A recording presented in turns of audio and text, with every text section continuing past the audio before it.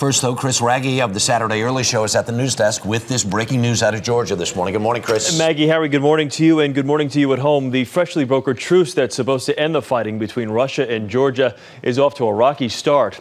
Georgia claims Russia violated the truce by moving tanks into the Georgian city of Gori this morning. Russia denies it. Sky News reporter Alex Rossi is in Tbilisi, Georgia's capital, for us this morning. Alex, good morning.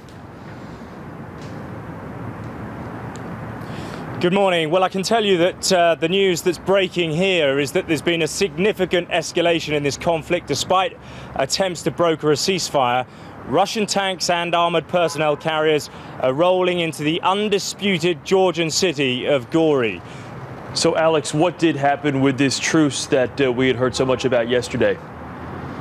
Well, these reports, which have been denied by the Russian Defence Ministry, but we've had confirmed by Sky reporters on the ground, they do seem to be in direct contravention of the peace treaty. Now, what the peace treaty says is that both sides, the Georgians and the Russians, should fall back to the positions that they were occupying before the fighting started overnight, August the 6th, 7th. So the Russians aren't doing that. They are moving forward. Quite a few troops. They don't look particularly tense. They're sitting on top of those vehicles. They don't look as though they're ready to face any conflict or any threat. Their guns are pointing upwards and they seem very, very casual. Alex Rossi of Sky News in Tbilisi for us this morning. Alex, thank you. Now here's Harry with more on this developing story. Harry?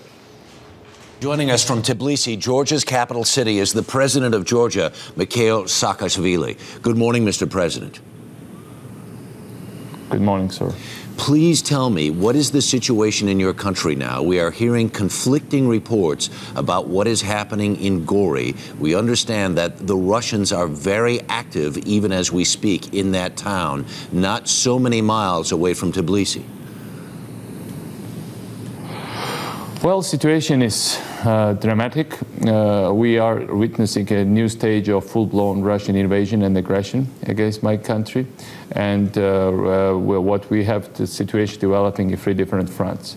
First, in the Georgian region of South Ossetia, where Russian tanks are going through villages inhabited by Georgian population and throwing people out of the houses, putting people into concentration camps that they are setting up in those villages, and separating men and women, and doing worst kind of atrocities unheard of since Balkans or since the war in Chechnya.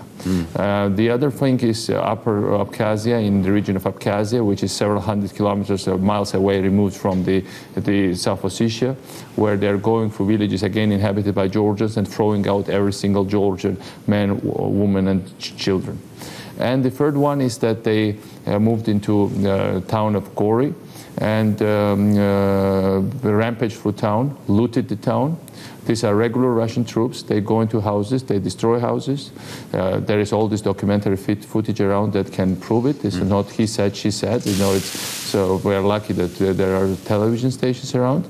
And they're taking things like, you know, even furniture, toilet seats, killing people, terrorizing people. What we are seeing now is deja vu from, you know, when the Soviet Union was doing these things in the past, when Czechoslovakia was invaded by Nazi Germany after pact in Munich in 1938. So there should be two responses to the West. Either it's appeasement, like they did with Germany over Czechoslovakia, when Chamberlain, the then British Prime Minister, said, oh, we don't care about Czechoslovakia, it's far away country about which we know very little, or say that democracy is at stake. You know, I heard yesterday Senator McCain saying, we are all Georgians now. I hope people understand that these are their values at stake. This is freedom in general at stake. This is not about some faraway, remote country of which we know little.